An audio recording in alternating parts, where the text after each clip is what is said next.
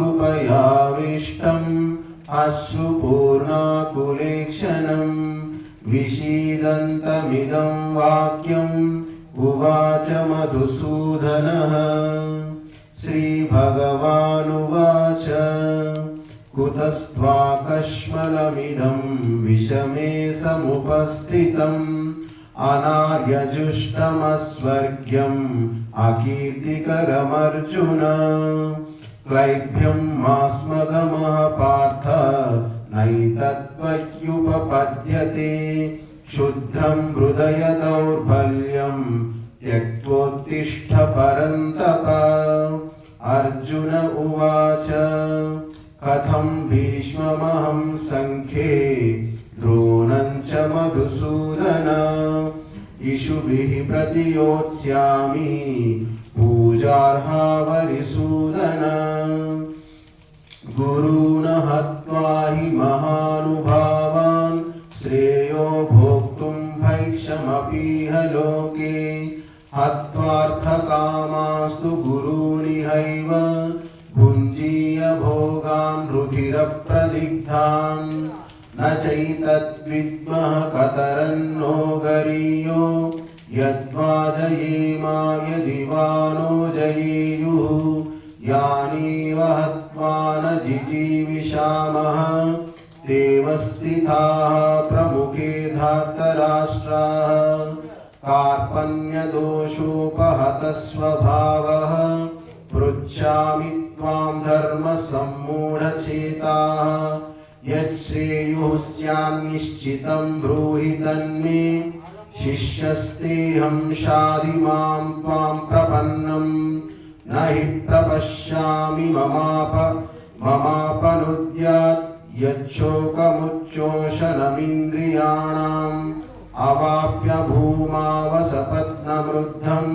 राज्यं सुराणामपि चाधिपत्यम्। संजय उवाच एवमुक्त्वा ऋषिकेशं गुडाकेशः परन्तप न योत्सु इति गोविन्दम् उक्त्वा तूष्णीं बभूवः। तमुवाच ऋषिकेशः प्रहसन्निव भारत सेनयोरुभयोर्मध्ये विषीदन्तमिदं वचः। श्रीभगवानुवाच अशोच्यानन्वशोच्यस्त्वं प्रज्ञावादांश्च भाषसे गतासु न गतासूंश्च नानुशोचन्ति पंडिताः। न त्वेवाहं जातुनासं न त्वं नेमे जनाधिपाः न चैव न भविष्यामः सर्वे वयमतः परम्। देहिनोऽस्मिन् यथा देहे कौमारं यौवनं जरा तथा देहान्तरप्राप्तिः धीरस्तत्र न मुह्यति। मात्रा स्पर्शास्तु कौन्तेय शीतोष्णसुखदुःखदाः आगमापायिनो नित्याः तांस्ति तितिक्षस्व भारत। यं हि न व्यथयन्त्येते पुरुषं पुरुषर्षभ समदुःखसुखं धीरं सोमृतत्वाय कल्पते। नासतो विद्यते भावो नाभावो विद्यते सतः उभयोरपि दृष्टोऽन्तः त्वनयोस्तत्त्वदर्शिभिः। अविनाशि तु तद्विद्धि येन सर्वमिदं ततं विनाशमव्ययस्यास्य न कश्चित् कर्तुमर्हसि। अन्तवन्त इमे देहो नित्यस्योक्ताः शरीरिणः अनाशिनो प्रमेयस्य तस्मात् युध्यस्व भारत। य एनं वेत्ति हन्तारं यश्चैनं मन्यते हतम् उभौ तौ न विजानीतो नायं हन्ति न हन्यते। न जायते म्रियते वा कदाचित् नायं भूत्वा भविता वा न भूयः। अजो नित्यः शाश्वतोऽयं पुराणो न हन्यते हन्यमाने शरीरे वेदाविनाशिनं नित्यं ययेनमजमव्ययम् कथं स पुरुषः पार्थ कं घातयति हन्तिकम् वासांसि जीर्णानि यथा विहाय नवानि गृह्णाति नरोपराणि तथा शरीराणि विहाय जीर्णान् अन्यानि संयाति नवानि देहि नैनं छिन्दन्ति शस्त्राणि नैनं दहति पावकः न चैनं क्लेदयन्त्यापो न शोषयति मारुतः अच्छेद्योऽयमदाह्योऽयम् अक्लेद्यो शोष्य एव च नित्यः सर्वगतः स्थाणुः अचलोऽयं सनातनः अव्यक्त्योऽयमचिन्त्योऽयम् अविकार्योऽयमुच्यते तस्मादेवं विदित्वैनं नानुशोचितुमर्हसि अथ चैनं नित्यजातं नित्यं वा मन्यसे मृतं तथापि त्वं महाबाहो नैवं शोचितुमर्हसि जातस्य हि ध्रुवो मृत्युः ध्रुवं जन्म मृतस्य च तस्मादपरिहार्येऽर्थे न त्वं शोचितुमर्हसि अव्यक्तादीनि भूतानि व्यक्तमध्यानि भारत अव्यक्तनिधनान्येव तत्र का परिदेवना आश्चर्यवत् पश्यति कश्चिदेनम् आश्चर्यवत् वदति तथैव चान्यः आश्चर्यवच्चैनमन्यः शृणोति श्रुत्वाप्येनं वेद न चैव कश्चित् देही नित्यमवध्योऽयं देहे सर्वस्य भारत तस्मात् सर्वाणि भूतानि न त्वं शोचितुमर्हसि स्वधर्ममपि चावेक्ष्य न विकम्पितुमर्हसि धर्म्याद्धियुद्धात् श्रेयोऽन्यत् क्षत्रियस्य न विद्यते यदृच्छया चोपपन्नं स्वर्गद्वारमपावृतं सुखिनः क्षत्रियाः पार्थ लभन्ते युद्धमीदृशम् अथ चेत्त्वमिमं धर्म्यं संग्रामं न करिष्यसि ततः स्वधर्मं कीर्तिं च हित्वा पापमवाप्स्यसि अकीर्तिं चापि भूतानि कथयिष्यन्ति ते व्ययां सम्भावितस्य च कीर्तिः मरणादतिरिच्यते भयाद्रणादुपरतं मंस्यन्ति त्वां महारथाः येषां च त्वं बहुमतो भूत्वा यास्यसि लाघवम्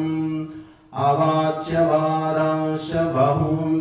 वदिष्यन्ति तवाहिताः निन्दन्तस्तव सामर्थ्यं ततो दुःखतरं नु किम् हतो वा प्राप्स्यसि स्वर्गं जित्वा वा भोक्ष्यसि महीम् तस्मादुत्तिष्ठ कौन्तेय युद्धाय कृतनिश्चयः सुखदुःखे समे कृत्वा लाभालाभौ जयाजयौ ततो युद्धाय युज्यस्व नैवं पापमवाप्स्यसि येषा ते विहिता सांख्ये बुद्धिर्योगे त्विमां शृणु बुद्ध्या युक्तो यया पार्थ कर्मबन्धं प्रहास्यसि नेहाभिक्रमणाशोऽस्ति प्रत्यवायो न विद्यते स्वल्पमप्यस्य धर्मस्य त्रायते महतो भयात् व्यवसायात्मिका बुद्धिः एकेह गुरुनन्दन बहुशाकाह्यनन्ताश्च बुद्धयो व्यवसायिनां यामिमां पुष्पितां वाचं प्रवदत्यन्तविपश्चितः वेदवादरताः पार्थ नान्यदस्तीति वादिनः कामात्मानः स्वर्गपरा जन्मकर्मफलप्रदां क्रियाविशेषबहुलां भोगैश्वर्यगतिं प्रति भोगैश्वर्यप्रसक्तानां तयापहृतचेतसां व्यवसायात्मिका बुद्धिः समाधो न विधीयते त्रैगुण्यविषया वेदा निस्त्रैगुण्यो भवार्जुन निर्द्वन्द्वो नित्यसत्त्वस्थो निर्योगक्षेम आत्मवान् यावानर्थबुधपाणि सर्वतः सम्प्लुतोदके तावान् सर्वेषु वेदेषु ब्राह्मणस्य विजानतः कर्मण्येवाधिकारस्ते मा फलेषु कदाचन मा कर्मफलहेतुर्भूः मा ते सङ्गोऽस्त्वकर्मणि योगस्थः कुरु कर्माणि सङ्गं त्यक्त्वा धनञ्जय सिद्ध्यसिद्ध्योः समो भूत्वा समत्वं योग उच्यते दूरेनाह्यवरं कर्म बुद्धियोगात् धनञ्जय बुद्धौ शरणमन्विच्छ कृपणाः फलहेतवः बुद्धियुक्तो जहातीह उभे सुकृतदुष्कृते तस्माद् योगाय युज्यस्व योगः कर्मसु कौशलम् कर्मजं बुद्धियुक्ता हि फलं त्यक्त्वा मनीषिणः जन्मबन्धविनिर्मुक्ताः पदं गच्छन्त्यनामयम् यदा ते मोहकलिलं बुद्धिर्व्यतिरिष्यति तदा गन्तासि निर्वेदं श्रोतव्यस्य श्रुतस्य च श्रुतिविप्रतिपन्ना ते यदा स्थास्यति निश्चला समाधवचला बुद्धिः तदा योगमवाप्स्यसि। अर्जुन उवाच स्थितप्रज्ञस्य का भाषा समाधिस्तस्य केशव स्थितधीः किं प्रभाषेत किमासीत व्रजेत किम् श्रीभगवानुवाच प्रजहाति यदा कामान् सर्वान् पार्थमनोगतान् आत्मन्येवात्मना तुष्टः स्थितप्रज्ञस्तदोच्यते दुःखेष्वनुद्विग्नमनः सुखेषु विगतस्पृहः वीतरागभयक्रोधः स्थितधीर्मुनिरुच्यते यः सर्वत्र न विस्नेहः तत्तत्प्राप्य शुभाशुभम् नाभिनन्दन्ति न द्वेष्टि तस्य प्रज्ञा प्रतिष्ठिता यदा संहरते चायं कूर्मोऽङ्गाणीव सर्वशः इन्द्रियाणीन्द्रियार्थेभ्यः तस्य प्रज्ञा प्रतिष्ठिता विषया विनिवर्तन्ते निराहारस्य देहिनः रसवर्जं रसोऽप्यस्य परं दृष्ट्वा निवर्तते यततो ह्यपि कौन्तेय पुरुषस्य विपश्चितः इन्द्रियाणि प्रमाथीनि हरन्ति प्रसभं मनः तानि सर्वाणि संयम्य युक्त आसीत मत्परः वशे हि यस्येन्द्रियाणि तस्य प्रज्ञा प्रतिष्ठिता ध्यायतो विषयान् पुंसः सङ्गस्तेषुपजायते सङ्गात् सञ्जायते कामः कामात् क्रोधो विजायते क्रोधात् भवति सम्मोहः सम्मोहात् स्मृतिविभ्रमः स्मृतिभ्रंशात् बुद्धिनाशो बुद्धिनाशात् प्रणश्यति रागद्वेषवियुक्तैस्तु विषयानिन्द्रियैश्चरन् आत्मवश्यैर्विधेयात्मा प्रसादमधिगच्छति प्रसादे सर्वदुःखानां हानिरस्योपजायते प्रसन्नचेतसो ह्याशु बुद्धिः पर्यवतिष्ठते नास्ति बुद्धिरयुक्तस्य न चायुक्तस्य भावना न चाभावयतः शान्तिः अशान्तस्य कुतः सुखम् इन्द्रियाणां हि चरतां यन्मनोनुविधीयते तदस्य हरति प्रज्ञां वायुर्नावमिवाम्भसि तस्मात् यस्य महाबाहो निगृहीतानि सर्वशः इन्द्रियाणीन्द्रियार्थेभ्यः तस्य प्रज्ञा प्रतिष्ठिता ज्ञानिशा सर्वभूतानां तस्यां जागर्ति संयमी यस्यां जाग्रति भूतानि